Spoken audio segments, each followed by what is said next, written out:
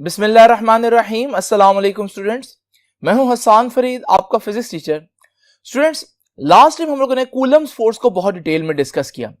अभी तक हम ये जान चुके हैं कि चार्जेस एक दूसरे पर फोर्स लगाते हैं, लेकिन ये फोर्स जो है बाकी फोर्सेस से जो नॉर्मल रूटीन में है किस तरह से डिफरेंट होती है और क्यों डिफरेंट होती है, ये हम जानेंगे आज के लेक्चर में। तो स्टूडेंट्स, आइए स्टार्ट करते हैं आज का लेक्चर।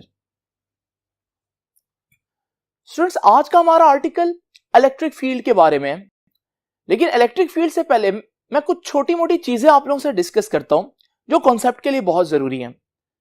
अगर हम रूटीन में देखें, जब हम चीजों पर फोर्स लगते हुए देखते हैं तो हम ये देखते हैं कि उन ऑब्जेक्ट्स में फोर्स लगाने के लिए एक कांटेक्ट होना बहुत जरूरी है, उनका एक दूसरे को टच करना जरूरी है, अदरवाइज वो फोर्स नहीं एक्सर्ट कर सकते।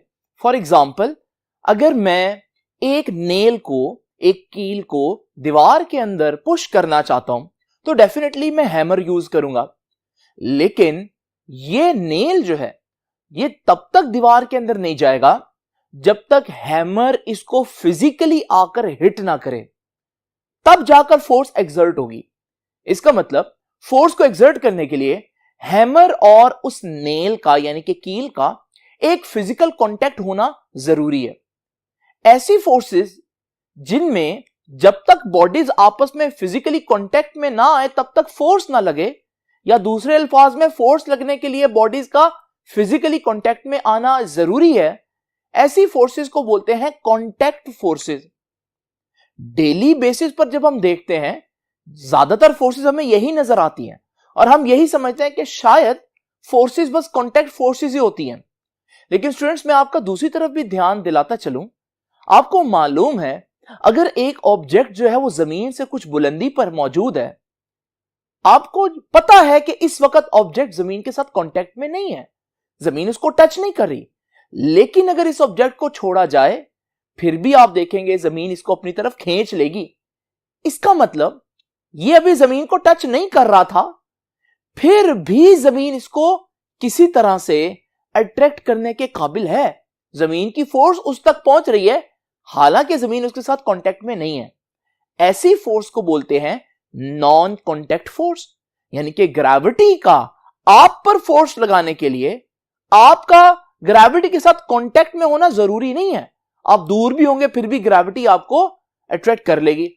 चांद और जमीन की एग्जांपल आपके सामने, अगर चांद जो है वो जमीन के गिर्द घूम रहा है, हालांकि चांद जमीन को टच नहीं कर रहा, लेकिन फिर भी इतनी दूर से भी जमीन चांद तक अपनी फोर्स यानी कि ग्रेविटेशनल फोर्स जो है वो पहुंचा रही है। और इसकी एग्जांपल अगर हम देखें तो बचपन में आप लोगों ने देखा होगा कि अगर हमारे पास दो मैग्नेट्स हो और आप एक मैग्नेट को दूसरे मैग्नेट के नॉर्थ के करीब लेकर आए, तो आप देखेंगे अभी मैग्नेट्स ने एक दूसरे को टच नहीं किया होता कि दूसरा मैग्नेट जो है वो फोर्स को पहले ही फील कर लेता है। यहां पर भी आपने देखा कि एक मैग्नेट ने दूसरे मैग्नेट पर फोर्स लगा ली, लेकिन कांटेक्ट तो नहीं हुआ, उन्होंने आपस में टच किए बगैर फोर्स ट्रांसफर किए। ये जो मैग्नेटिक फोर्स है बिल्कुल ग्रेविटेशनल फोर्स की तरह, ये भी एक नॉन कांटेक्ट फोर्स है, ये भी एक ऐसी फोर्स है जिसके लिए कांटेक्ट होना जरूरी नहीं है। लेकिन ऐसी फोर्सेस को कैसे एक्सप्लेन किया जाए, ये बहुत अरसे तक एक प्रॉब्लम बनी रही कि जब चीजें एक दूसरे को टच ही नहीं कर रही, कांटेक्ट में ही नहीं है, तो फिर फोर्स कैसे एक्सर्ट हो रही है। तो इसका फिर आइडिया इन लोगों ने इस तरह से लगाया कि आप इमेजिन करें कि जमीन के गिर्द एक फील्ड होता है, एक जगह होती है जहां ग्रेविटी जो है वो मौजूद होती है। इस फील्ड के अंदर अगर आप मौजूद हैं, भले आप जमीन को टच करें या ना करें, आप जमीन के ग्रेविटेशनल फील्ड को जरूर टच कर रहे होंगे और जमीन आपको इसी वजह से अपनी तरफ अट्रैक्ट कर लेती है। आपको लगता है आपका जमीन के साथ कोई कनेक्शन नहीं है, लेकिन इनडायरेक्टली आपका कनेक्शन है, क्योंकि आप जमीन को भले टच नहीं कर रहे लेकिन आप जमीन के ग्रेविटेशनल फील्ड को टच कर रहे हैं। बिल्कुल इसी तरह से याद रखिएगा स्टूडेंट्स, जब हम कहते हैं एक मैग्नेट दूसरे मैग्नेट को दूर से ही फोर्स लगा रहा है, तो हम समझते हैं कि वो बिल्कुल एक दूसरे के साथ कांटेक्ट में नहीं है, बजाहिर लग भी ऐसा रहा है, लेकिन मैग्नेट्स के गिर्द भी एक इनविजिबल फील्ड होता है जिसको हम मैग्नेटिक फील्ड कहते हैं। और जब हमारे पास मैग्नेट्स एक दूसरे को फोर्स लगाते हैं तो वो फील्ड एक दूसरे के साथ कांटेक्ट में आते हैं। तो क्योंकि फील्ड हमें नजर नहीं आते इसलिए हम समझते हैं किसी किस्म का कोई कांटेक्ट नहीं है, लेकिन अगर आप उनके गिर्द एक फील्ड इमेजिन करें तो फिर आपको पता चलेगा कि फोर्स लगाने के लिए फील्ड्स एक दूसरे के साथ कांटेक्ट में आने चाहिए, ना कि बॉडीज। अब जरा देखिए, ये तो होगी पुरानी कुछ बातें।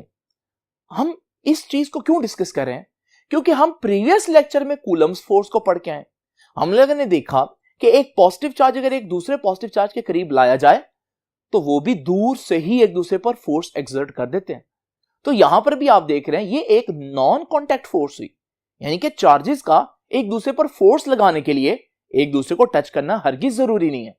लेकिन फिर ये कैसे एक दूसरे पर फोर्स लगा सकते हैं विदाउट टचिंग ईच अदर? तो उसकी एक्सप्लेनेशन भी बिल्कुल वैसे ही देंगे कि चार्जेस के गिर्द भी इसका मतलब कोई एक फील्ड एग्जिस्ट करता है जो हमें दिखाई नहीं देता।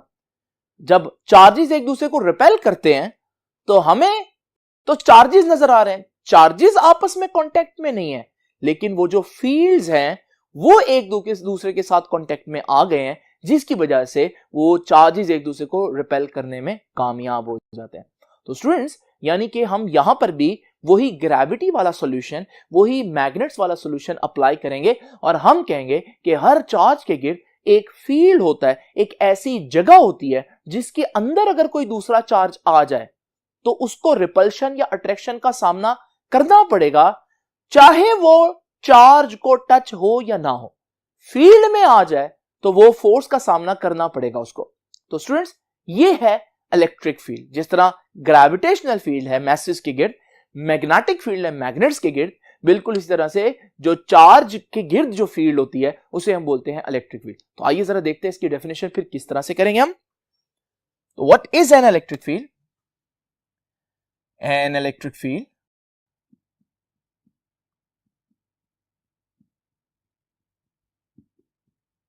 is a region कहते हैं इलाके को, और स्पेस भी कहते हैं जगह को, अराउंड एन इलेक्ट्रिक चार्ज। यानी कि आसान अल्फाज में मैंने क्या लिखा, इलेक्ट्रिक फील्ड एक जगह होती है किसी भी चार्ज के गिर्द। लेकिन कैसी जगह होती है? ऐसी जगह जिसके अंदर कोई दूसरा चार्ज आए तो उसको अट्रैक्शन या रिपल्शन का सामना करना पड़ेगा। तो याद रखिएगा, an electric field is an region और space around an electric charge in which, अगर उसके अंदर आ जाए, in which another charge can feel the effect of that charge. अगर आप किसी भी चार्ज के फील्ड में एंटर हो जाते हैं तो आप उसका असर महसूस करेंगे। कैसा असर महसूस करेंगे? या तो अट्रैक्शन या रिपल्शन। सेम चार्जेस हैं तो रिपल्शन होगी, ऑपोजिट चार्जेस हैं तो अट्रैक्शन होगी। ये चीजें तो हम पहले पढ़ चुके हैं।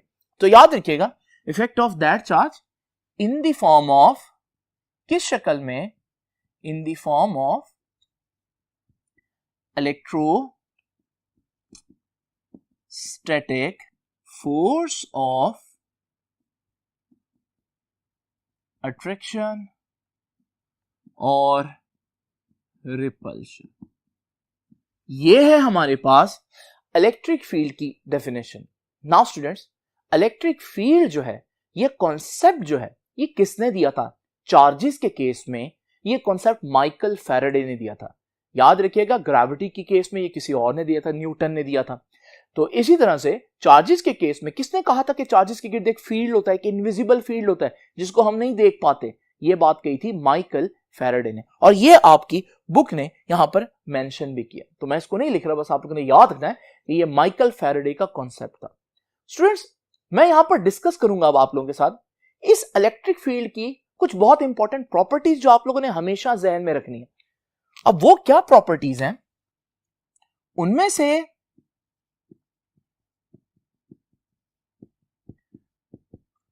कुछ बुक ने डिस्कस की हैं, कुछ नहीं की, लेकिन इस चैप्टर को समझने के लिए, कॉन्सेप्ट क्लियर करने के लिए आपको ये सारी प्रॉपर्टीज याद रखनी पड़ेंगी जो मैं भी आप लोगों को बता रहा हूं।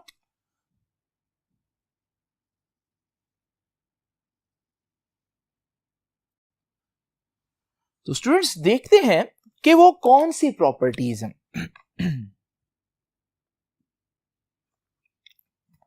पहली प्रॉपर्टी डिस्कस करते हैं। देखिए, माइकल फैराडे ने यह तो बता दिया कि जब भी कोई चार्ज होगा उसके गिर्द एक फील्ड होगा, मगर अगर आप उससे यह पूछें कि यह फील्ड क्यों होगा, एक चार्ज अपने गिर्द एक फील्ड क्यों क्रिएट करता है, इस बात की वजह माइकल फैराडे को नहीं मालूम थी। यानी कि एक फैक्ट हमें पता है, यह हमारी ऑब्जर्वेशन है कि किसी भी चार्ज के गिर्द एक फील्ड होता है, लेकिन वो क्यों होता है इसकी वजह हमें नहीं मालूम। ऐसी प्रॉपर्टी जिसका हमें पता तो है कि वो एग्जिस्ट करती है, लेकिन उसकी वजह ना पता हो कि क्यों एग्जिस्ट करती है, उसे हम बोलते हैं ये एक इंट्रिंसिक प्रॉपर्टी है। इंट्रिंसिक प्रॉपर्टी है कि बस आपने ये मान लिया है कि ये प्रॉपर्टी एग्जिस्ट करती है, लेकिन आपको वजह नहीं पता। बिल्कुल जैसे ग्रेविटेशनल फील्ड एक इंट्रिंसिक प्रॉपर्टी है, यानी हर मैस दूसरे मैस को अट्रैक्ट करेगा, न्यूटन ने बोला, लेकिन क्यों करेगा, इसकी क्या वजह है, बस ये कायनात में उनके बिहेवियर में अल्लाह ताला ने पहले ही लिख दिया था। बिल्कुल इसी तरह से कायनात के वजूद में आने से पहले अल्लाह ताला ने यह फैसला कर लिया था कि चार्जेस एक दूसरे को अट्रैक्ट या रिपेल करेंगे, तो उसकी वजह जो है वो हमें नहीं मालूम। बस ये फैक्ट हमें जरूर मालूम है कि चार्जेस के दरमियान में एक फोर्स जरूर एग्जिस्ट करती है, लेकिन क्यों करती है वी डोंट नो। तो ये इलेक्ट्रिक फील्ड क्यों है एक चार्ज के गिर्द, ये हमें मालूम नहीं है। तो याद रखिएगा स्टूडेंट्स, इलेक्ट्रिक फील्ड कैसी प्रॉपर्टी है जी, electric field is an intrinsic property. बहुत इंपॉर्टेंट वर्ड है इंट्रिंसिक प्रॉपर्टी, और ये आपकी बुक ने यहां पर मेंशन भी किया होगा। नाउ स्टूडेंट्स, ये तो हो गया कि इलेक्ट्रिक फील्ड क्यों है, तो हमें नहीं मालूम इलेक्ट्रिक फील्ड क्यों है, हमने उसको इंट्रिंसिक प्रॉपर्टी कह दी कि हर चार्ज की बस अल्लाह ताला ने एक प्रॉपर्टी रख दी है इस कायनात में, उसका एक बिहेवियर है जिसमें उसने इलेक्ट्रिक फील्ड जनरेट करना है, हमें मालूम नहीं है कि वो क्यों जनरेट करता है। तो स्टूडेंट्स, नेक्स्ट प्रॉपर्टी अब क्या है, नेक्स्ट प्रॉपर्टी स्टूडेंट्स ये है कि हमारे पास लाइक फील्ड्स, एक जैसे फील्ड्स आपस में इंटरेक्ट कर सकते हैं। इसका मतलब क्या है मैं भी आपको बताता हूं, पहले आप इस बात को लिख लें। लाइक फील्ड्स यानी एक जैसे fields can interact with each other. मतलब कहने का यह है कि अगर आपके पास एक मैग्नेट हो, मैग्नेट का तो मैग्नेटिक फील्ड होता है, और उसके बिल्कुल पास एक स्टैटिक चार्ज हो, उसके गिर्द भी एक इलेक्ट्रिक फील्ड होता है। क्या ये दोनों एक दूसरे पे कोई फोर्स लगाएंगे? नहीं स्टूडेंट्स, वो मैग्नेटिक फील्ड है, ये इलेक्ट्रिक फील्ड है, क्योंकि ये अनलाइक फील्ड्स हैं, ये सेम फील्ड्स नहीं है, ये एक दूसरे के साथ कांटेक्ट या इंटरेक्ट नहीं कर सकते।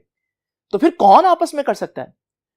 तो फिर मैग्नेट के साथ इंटरेक्ट कर सकता है, चार्जेस के साथ, क्योंकि दोनों के दरमियान इलेक्ट्रिक फील्ड होगा, और इसी तरह मैसेज के साथ अट्रैक्ट कर सकते हैं, क्योंकि दोनों के गिर्द ग्रेविटेशनल फील्ड होगा। तो यह बात आ गई, जो फील्ड है वो लाइक फील्ड आपस में इंटरेक्ट कर सकते हैं।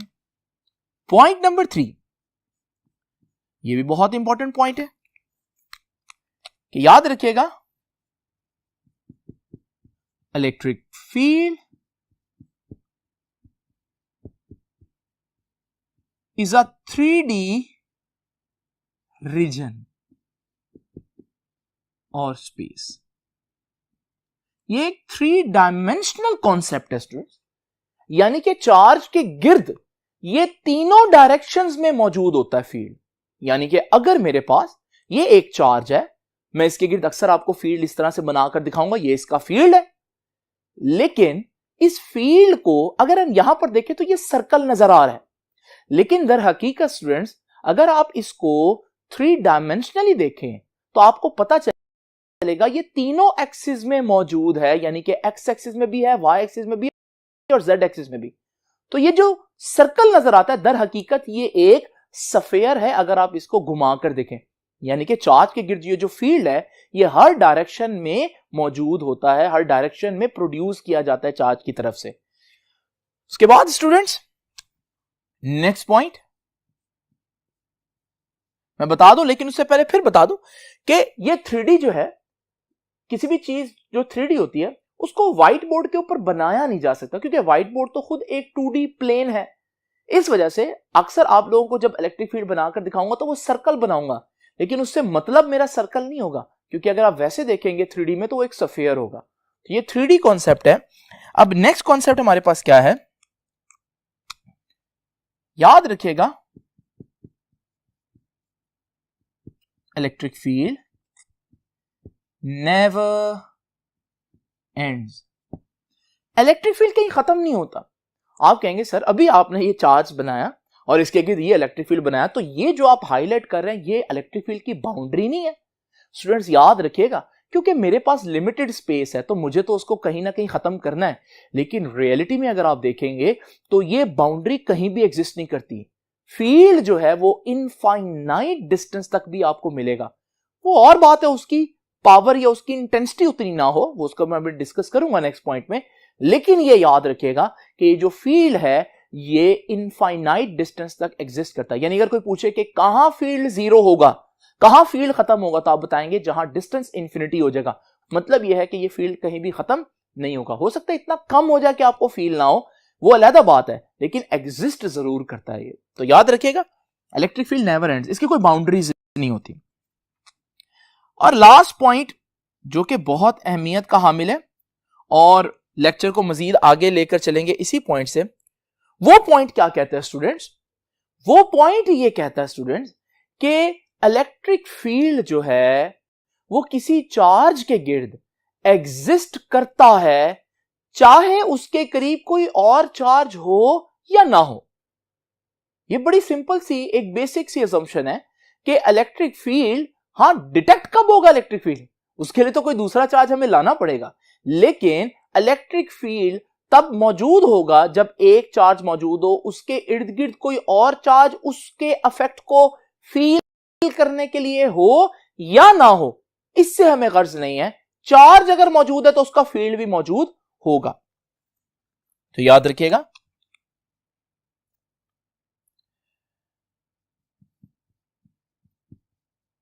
Electric field around a charge, around a charge always present, चाहे whether other charges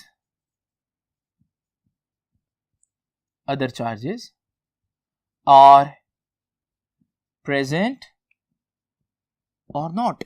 याद रखिएगा एक अकेला चार्ज भी अगर मौजूद है तो उसके गिर्द फील्ड होगा, चाहे दूसरे चार्जेस हैं या नहीं। लेकिन आपको मालूम है अगर हमने उसके फील्ड को डिटेक्ट करना है तो फील्ड को डिटेक्ट जो है वो कोई और चार्ज आकर ही करेगा, कोई और चार्ज आकर ही बताएगा ना कि भाई इसके गिर्द फील्ड है, क्योंकि जब मैं इसके पास आया तो मुझे फोर्स लगी। तो डिटेक्शन के लिए दूसरा चार्ज होना जरूरी है, लेकिन एग्जिस्टेंस के लिए सिर्फ एक चार्ज भी हो तो उसका फील्ड मौजूद होगा।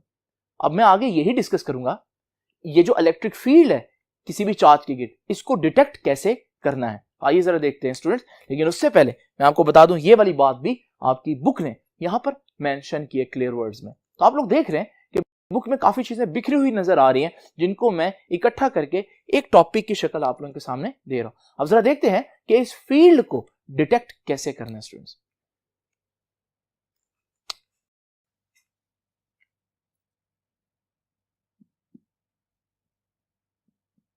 How to detect an electric field।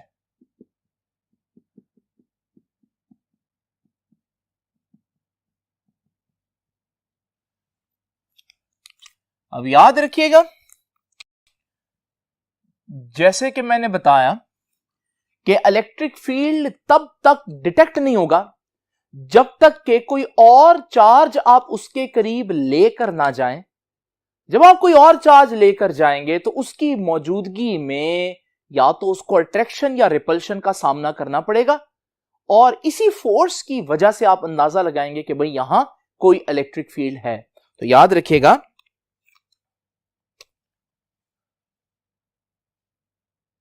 Presence of N electric field can not be tested, नहीं टेस्ट की जा सकती, until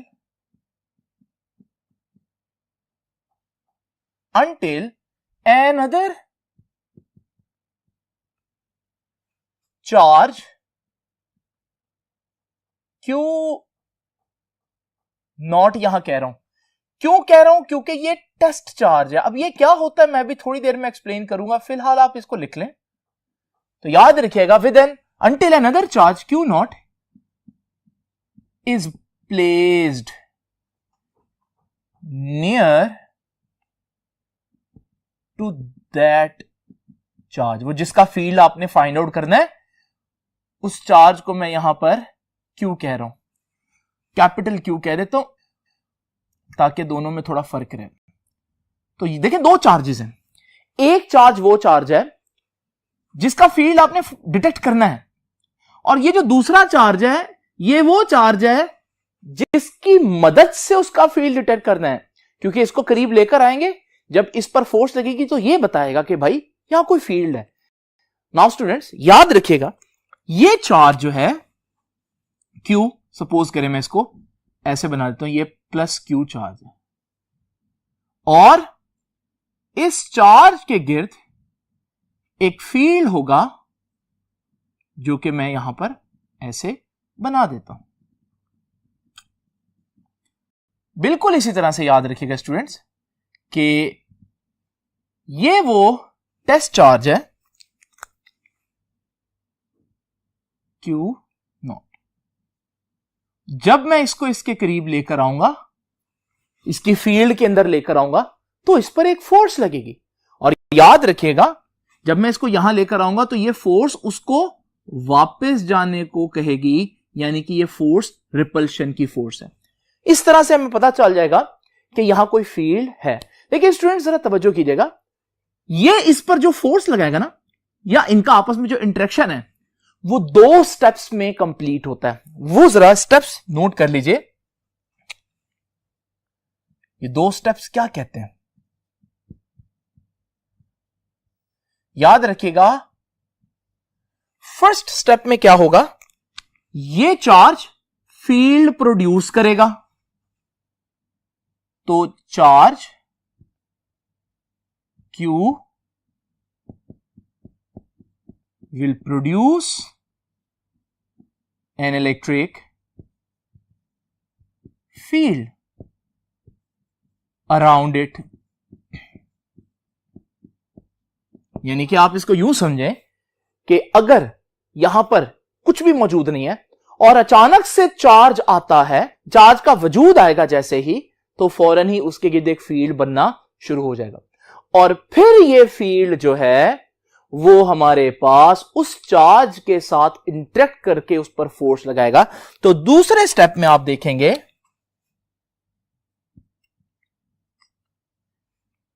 कि जो दूसरा चार्ज है, चार्ज Q नॉट, इसके छोटा सा ओ डालते हैं यहां पर, charge Q not will interact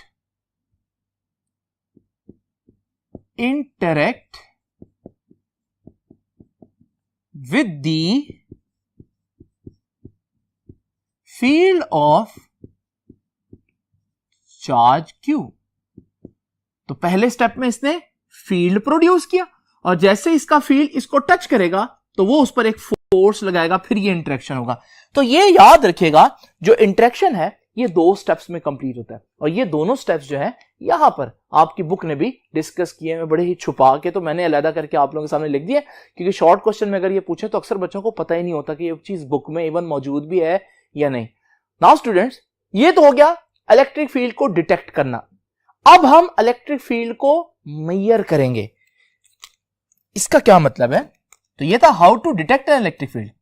अब मैं आपके सामने लिखने लगा हूं, how to measure the strength of electric field. देखिए इससे मेरा मतलब है क्या, जरा तवज्जो कीजिएगा। देखिए स्टूडेंट्स, आप एक कमरे में मौजूद हैं, उस कमरे में एसी चल रहा है, पूरे कमरे में कूलिंग है।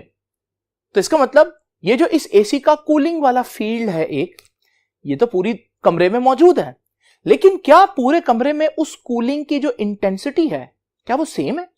हर जगह एक जैसी कूलिंग है, हर जगह कूलिंग का फील्ड तो मौजूद है, लेकिन क्या कूलिंग एक जैसी है? तो हम देखेंगे कि कूलिंग एक जैसी नहीं है, बल्कि एसी के करीब जो है वो कूलिंग ज्यादा होती है, और जैसे जैसे आप दूर जाते हैं एसी से दूर होने पर कूलिंग भी कम होती है।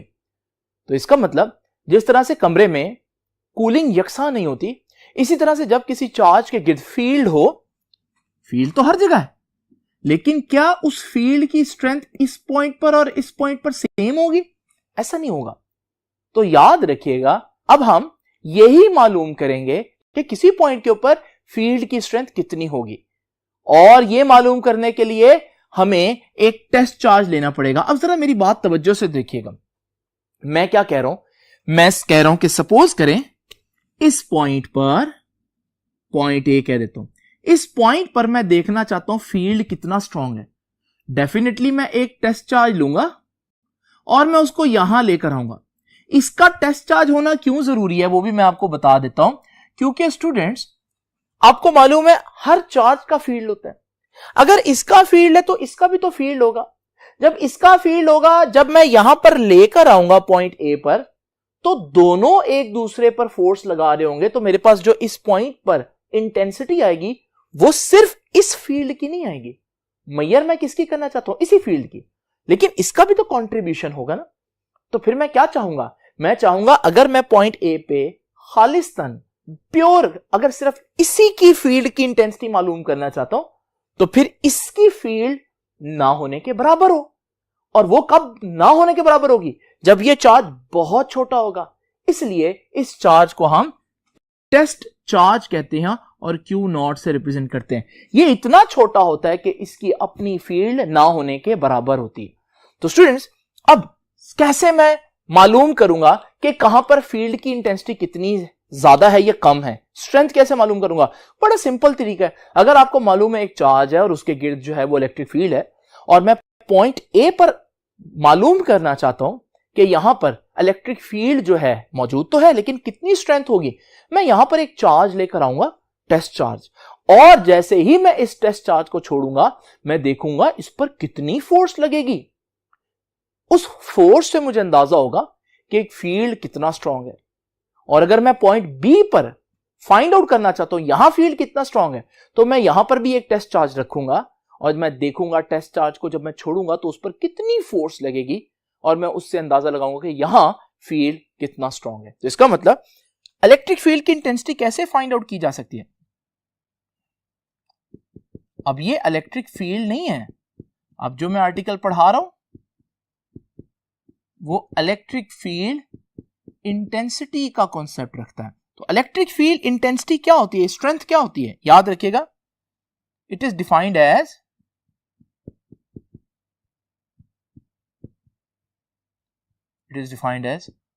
force acting per unit charge। बल्कि चार्ज की जगह आप प्रिसाइजली लिखें पर यूनिट टेस्ट चार्ज। और याद रखिएगा, यहां से हम इसका फॉर्मूला भी बना सकते हैं, और इसका फॉर्मूला कुछ इस तरह से होगा कि E electric intensity is equal to F over Q naught, क्योंकि मैं क्या कह रहा हूं, force per unit test charge. तो फिर फॉर्मूला तो इसी हिसाब से यही बनना चाहिए। तो अगर कहीं पर ज्यादा फोर्स लगती है तो हम कहेंगे यार यहां इंटेंसिटी बहुत ज्यादा है फील्ड की। नाउ स्टूडेंट्स जरा तवज्जो कीजिए, यहां से हम यूनिट भी फाइंड आउट कर सकते हैं इसका। आइए जरा देखते हैं यूनिट क्या है। आपको मालूम है फोर्स का यूनिट क्या होता है? फोर्स का यूनिट होता है न्यूटन। नीचे है चार्ज। चार्ज का यूनिट क्या होता है? कूलम। पहले दिन मैंने आपको चार्ज के बारे में काफी इंट्रोडक्शन दिया था। तो यहां से इसका यूनिट फिर क्या बन गया? न्यूटन पर कूलम। याद रखिएगा स्टूडेंट्स, ये है इस इलेक्ट्रिक इंटेंसिटी का यूनिट। अगर मैं गौर से देखूं तो मुझे इस फॉर्मूला के अंदर फोर्स नजर आ रही है, और हम जानते हैं फोर्स एक वेक्टर क्वांटिटी है, चार्ज एक स्केलर क्वांटिटी है। वेक्टर को स्केलर से डिवाइड करें तो आंसर भी वेक्टर आता है, यानी कि इलेक्ट्रिक इंटेंसिटी फिर कैसी क्वांटिटी हुई? इलेक्ट्रिक इंटेंसिटी एक वेक्टर क्वांटिटी होती है। तो याद रखिएगा स्टूडेंट्स,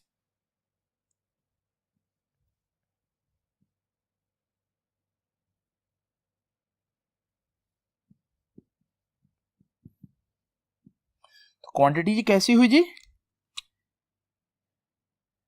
वजह भी आपने लिखनी है, as force is a vector, hence उसी वजह से इलेक्ट्रिक फील्ड यानी E is also a vector. याद रखिएगा इलेक्ट्रिक फील्ड कैसी क्वांटिटी है जी? एक वेक्टर क्वांटिटी। नाउ स्टूडेंट्स, अगर ये वेक्टर क्वांटिटी है, हर वेक्टर में एक खास बात होती है, और वो क्या होती है? डायरेक्शन। तो अगर इलेक्ट्रिक फील्ड एक वेक्टर क्वांटिटी है, इलेक्ट्रिक फील्ड इंटेंसिटी एक वेक्टर क्वांटिटी है, तो इसकी भी कोई ना कोई डायरेक्शन तो होगी। याद रखिएगा स्टूडेंट्स,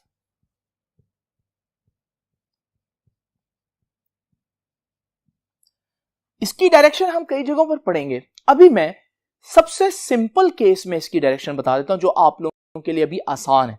वैसे इसकी बहुत से केसेस बन सकते हैं, क्योंकि आपके पास चार्जेस दोनों पॉजिटिव भी हो सकते हैं, दोनों नेगेटिव भी हो सकते हैं, एक पॉजिटिव और एक नेगेटिव भी हो सकता है। लेकिन याद रखिएगा, एक पॉजिटिव चार्ज अगर हो और एक नेगेटिव चार्ज हो, तो इलेक्ट्रिक इंटेंसिटी कहां होगी? याद रखिएगा, पॉजिटिव से नेगेटिव चार्ज की तरफ होगी। तो यानी कि इसकी डायरेक्शन यूजुअली क्या होती है जनरल केसेस में? पॉजिटिव चार्ज से नेगेटिव चार्ज की तरफ। और स्टूडेंट्स, ये बात आपको देखने को मिलेगी जब आप कैपेसिटर पढ़ेंगे। आपने 10th में भी पढ़ा कि कैपेसिटर की एक प्लेट पर पॉजिटिव चार्ज और दूसरी प्लेट पर नेगेटिव चार्ज होता है। तो कैपेसिटर की प्लेट के दरमियान इलेक्ट्रिक फील्ड की जो इंटेंसिटी है उसकी डायरेक्शन कहां होगी?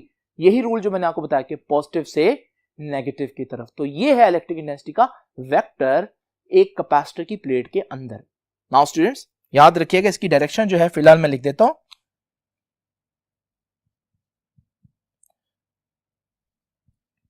it is usually directed from positive charge,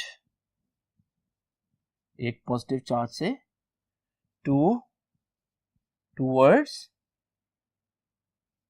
a negative charge, एक पॉजिटिव चार्ज से नेगेटिव चार्ज की तरफ जो है वो इसकी डायरेक्शन होगी। आम केसेस में अगर दोनों पॉजिटिव चार्जेस हो तो फिर क्या होगा? अगर दोनों नेगेटिव चार्जेस हो तो फिर क्या होगा? एक बड़ा और एक छोटा चार्ज हो तो क्या होगा? ये सारी चीजें जो है वो बाद के डिस्कस करने वाली हैं। अभी मैंने आपको एक सिंपल डायरेक्शन बता दी ताकि आपको थोड़ा आइडिया हो कि इलेक्ट्रिक इंटेंसिटी को वेक्टर के तौर पर आपने कैसे इमेजिन करना है। नाउ स्टूडेंट्स, जरा तवज्जो कीजिएगा, अब मैं इस फॉर्मूले को थोड़ा सा मजीद आगे लेकर चलूंगा। तो ये फॉर्मूला जरा ध्यान से देखिए, मैं देता हूं नेक्स्ट हेडिंग, तो देखते हैं उसमें अब हम लोग क्या सीखेंगे।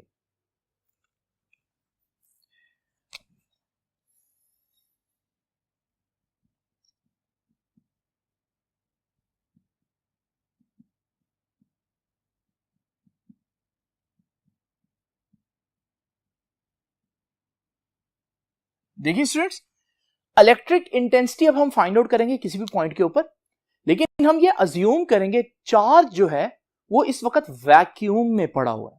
तो जरा तवज्जो कीजिए, हमारे पास ये तो हम फार्मूला पढ़ चुके हैं कि E is equal to F over Q, लेकिन क्यू नॉट। लेकिन आपको मालूम है, मैं वैक्यूम की बात करूं तो इधर फोर्स कौन सी आएगी? इधर आएगी फोर्स वैक्यूम वाली फोर्स। और स्टूडेंट्स याद रखिएगा, वैक्यूम में कितनी फोर्स होती है ये मैं आपको पहले भी बता चुका हूं, कूलम्स फोर्स जब हमने पढ़ी थी। वैक्यूम में जो फोर्स होती है वो होती है 1/4 pi epsilon not Q1 Q2 over R square. ये कूलम्स लॉ था जो मैंने पहले भी पढ़ाया। लेकिन आपको मालूम है यहां जो मैंने चार्जेस को नाम दिया वो Q1 Q2 नहीं, बल्कि एक को कैपिटल Q और एक को small Q not.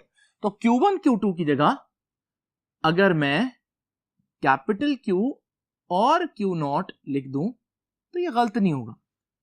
Now students, ये वैल्यू मैं ऊपर पुट कर देता हूं।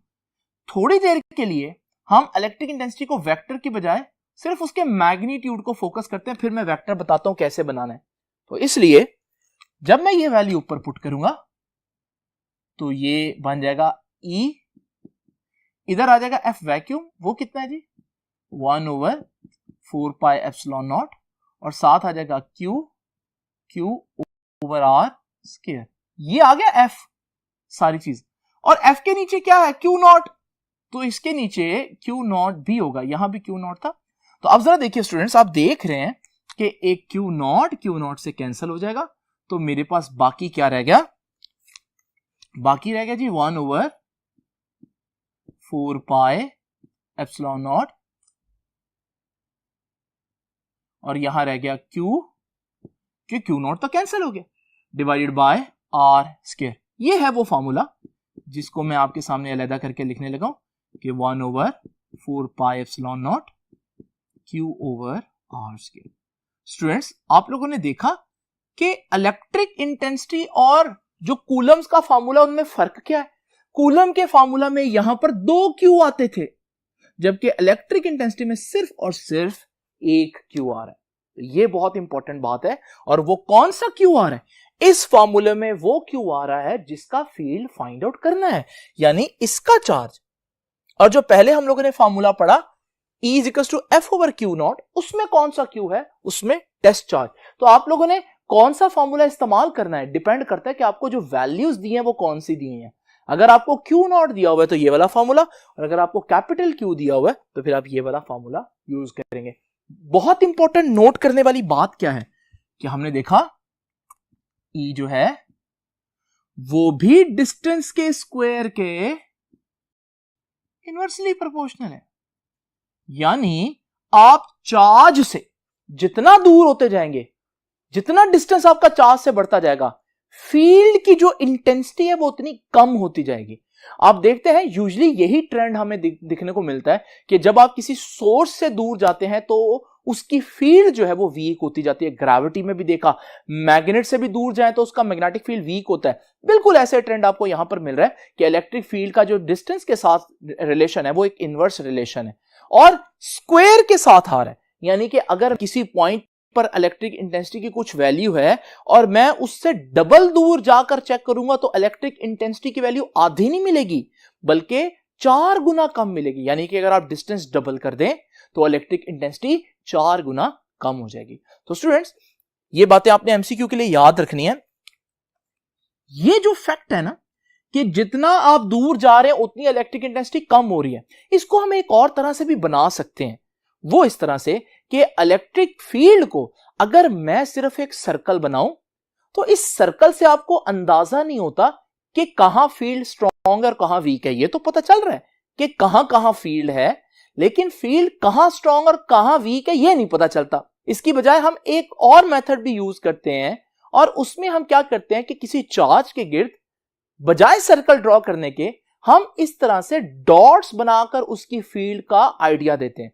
और डॉट्स जहां ज्यादा होंगे उससे यह भी पता चल जाएगा कि यहां फील्ड ज्यादा स्ट्रॉन्ग है, और जहां डॉट की डेंसिटी कम हो रही है, कम डॉट्स आ रहे हैं पर यूनिट एरिया, इसका मतलब है कि वहां जो है हमारे पास फील्ड की इंटेंसिटी काफी कम हो गई है। तो सर्कल की बजाय ये मेथड जो है वो थोड़ा सा मुश्किल तो है क्योंकि इतने डॉट्स ड्रॉ करना मुश्किल है, लेकिन ये ज्यादा एक्यूरेट है क्योंकि सर्कल में सिर्फ ये पता चलता है कि फील्ड है, जबकि इस डॉट डेंसिटी मेथड में आपको यह भी पता चल सकता है कि फील्ड स्ट्रॉन्ग है या वीक है। आपकी बुक ने यही मेथड यहां पर डिस्कस भी किया हुआ स्टूडेंट्स, तो याद रखिएगा ये डॉट बनाकर जो है उसकी डेंसिटी के जरिए, डॉट की डेंसिटीज के जरिए हम बताते हैं कि फील्ड स्ट्रॉन्ग है या वीक है। स्टूडेंट्स, एक और इंपॉर्टेंट बात, ये तो था इलेक्ट्रिक इंटेंसिटी इन वैक्यूम, ये फॉर्मूला देख लीजिए ध्यान से। अब मैं डिस्कस करूंगा इलेक्ट्रिक इंटेंसिटी इन मीडियम या डाइलेक्ट्रिक या इंसुलेटर भी कह सकते हैं। देखिए इसका मतलब मैं अभी आपको समझाता हूं। अभी तक आप लोगों ने इमेजिन किया कि एक चार्ज जो है उस चार्ज को हम लोगों ने वैक्यूम में रखा था, लेकिन अब मैं उस चार्ज को किसी मीडियम में रखूंगा। अब आपको मालूम है, मैं अब यहां पर लंबी चौड़ी बात नहीं करूंगा क्योंकि मैं ये सारी चीज सिखा चुका हूं। जब आपने मीडियम की बात करनी है तो याद रखिएगा आपने एप्सिलॉन नॉट के साथ एप्सिलॉन आर भी लिख देना है और फिर साथ बाकी फार्मूला एज इट इज, वो वाला फार्मूला लिखा है, लेकिन एप्सिलॉन नॉट की जगह एप्सिलॉन आर लिखा है। इस पे मैंने बहुत डिटेल में डिस्कस किया है कि इसे हम क्या बोलते हैं, रिलेटिव परमिटिविटी। Relative permittivity. अब ये एप्सिलॉन आर जो है ये डिफरेंट चीजों की डिफरेंट वैल्यूज होती हैं इसकी। मिसाल के तौर पर ये आपको टेबल जो नजर आ रहा है ये आपकी बुक में दिया हुआ है और इसमें डिफरेंट चीजों की रिलेटिव परमिटिविटी की वैल्यू दी हुई है। जस्ट इमेजिन करें यहां पर पैराफिन पेपर आपको नजर आएगा। ये जो पैराफिन पेपर है इसकी एप्सिलॉन आर की वैल्यू देख रहे हैं 2 है। अब इसका मतलब क्या है? इसका मतलब है कि अगर पैराफिन पेपर मौजूद हो तो उसी पॉइंट पर इलेक्ट्रिक इंटेंसिटी की वैल्यू हाफ हो जाएगी। तो स्टूडेंट्स याद रखिएगा जितनी इसकी वैल्यू होगी उतने गुना इलेक्ट्रिक फील्ड उस पॉइंट पर कम हो जाएगा। तो स्टूडेंट्स ये है हमारे पास फॉर्मूला मीडियम में इलेक्ट्रिक इंटेंसिटी फाइंड आउट करना। ये था वैक्यूम में इलेक्ट्रिक इंटेंसिटी फाइंड आउट करने के लिए। और याद रखिएगा जी हमारे पास यहां पर कुछ चीज मैं आपको यहां पर अलहदा बता देता हूं, बुक में इसका जिक्र नहीं है। देखिए अगर मैं इस एप्सिलॉन आर को थोड़ी देर के लिए भूल जाऊं, मिटा दूं, तो बाकी जो चीज रह गई है 1/4 pi epsilon naught Q over R square, वो तो यही ऊपर वाली चीज है। यानी कि मैं लिख सकता हूं कि इस तरफ है ई मीडियम और इस एप्सिलॉन आर के अलावा बाकी सारी चीज बन रही है ई वैक्यूम। तो याद रखिएगा इससे मिलती जुलती चीज पहले भी मैंने आपको कूलम्स लॉ में बताई, यानी कि जितनी एप्सिलॉन आर की वैल्यू होगी वो आप लोगों ने नोट कर लेनी है। जैसे मैंने अभी पैराफिन पेपर की बताया कि 2 है, तो वैक्यूम में जो इलेक्ट्रिक फील्ड है किसी पॉइंट पर जब आप पैराफिन रखेंगे तो वो उसके उतने टाइम्स कम हो जाएगी फील्ड, यानी कि मीडियम के आने से फील्ड ब्लॉक होता है। खैर इसको हमने डिटेल में डिस्कस भी करना है। तो स्टूडेंट्स ये इलेक्ट्रिक फील्ड का जो कॉन्सेप्ट है इसको आप बड़े ही ध्यान से देख लीजिए। तो इलेक्ट्रिक फील्ड जो है वो एक चार्ज के गिर्द एक ऐसी जगह होती है जिसमें कोई और चार्ज उसके इफेक्ट को फील करेगा, और इस चार्ज के गिर्द जो जगह है इसकी इंटेंसिटी कहीं कम हो सकती है कहीं ज्यादा हो सकती है। अगर मेरे पास एक अकेला चार्ज हो तो आप यहां देखिए इस चार्ज से कुछ डिस्टेंस पर अगर यहां पर इलेक्ट्रिक फील्ड की वैल्यू सपोज करें 5 है, तो इसी डिस्टेंस पर इस पूरे स्फीयर में इलेक्ट्रिक फील्ड की वैल्यू 5 होगी। यू आप इलेक्ट्रिक फील्ड को 3D में इमेजिन कर सकते हैं। और क्योंकि इलेक्ट्रिक फील्ड एक वेक्टर क्वांटिटी है तो अगर मैं यहां पर डायरेक्शन बनाऊं तो फिर ये एरोज भी बनाकर हम दिखा सकते हैं कि इलेक्ट्रिक फील्ड कुछ इस तरह से होगा। दिखेगा नहीं इस तरह से, लेकिन आपने इलेक्ट्रिक फील्ड को इस तरह से विजुअलाइज करना है। और आप देख रहे हैं इलेक्ट्रिक फील्ड की वैल्यू 5। अच्छा इमेजिन करें अगर मैं इस चार्ज के गिर्द एक मीडियम रख दूं, कोई भी मीडियम, कोई गैस है, तो वो फील्ड को ब्लॉक कर देगी। अब इन्हीं पॉइंट्स पर आप देखेंगे कि इलेक्ट्रिक फील्ड की वैल्यू 5 से कम हो जाएगी। डिस्टेंस वही है लेकिन अब इन पॉइंट्स पर इलेक्ट्रिक फील्ड उतना स्ट्रांग नहीं रहा, सपोज करें 3 हो गई, यानी कि इस मीडियम ने फील्ड को ब्लॉक कर लिया। ये ब्लॉक क्यों किया इसको मैं बाद में इंशाल्लाह डिटेल में डिस्कस करूंगा। स्टूडेंट्स ये था आज का आर्टिकल। आई होप कि आपको ये सारी चीजें क्लियर हो गई होंगी। मैंने कोशिश की है कि इन चीजों को एक तरतीब से एक रिदम से बताऊं ताकि आप लोगों को प्रॉब्लम ना हो समझने में। तो स्टूडेंट्स ये था हमारा आज का लेक्चर जिसमें मैंने इलेक्ट्रिक फील्ड के कॉन्सेप्ट को डिस्कस किया। कल का हमारा लेक्चर होगा इंशाल्लाह इलेक्ट्रिक फील्ड लाइंस का। अब ये नई चीज क्या है इसको इंशाल्लाह हम देखेंगे नेक्स्ट लेक्चर में। तब तक के लिए अल्लाह हाफिज।